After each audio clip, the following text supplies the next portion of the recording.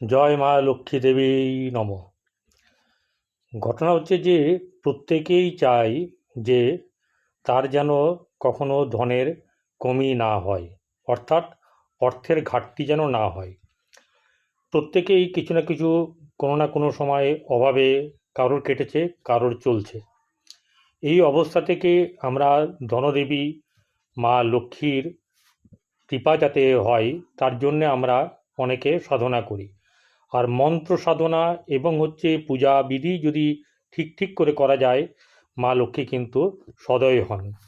মন্ত্র জপ করবেন খুব সুন্দর করে, আন্তরিকতার সহিত।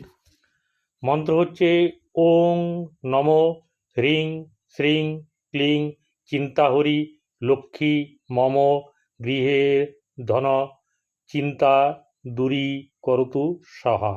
108 বার করবেন। 6 বার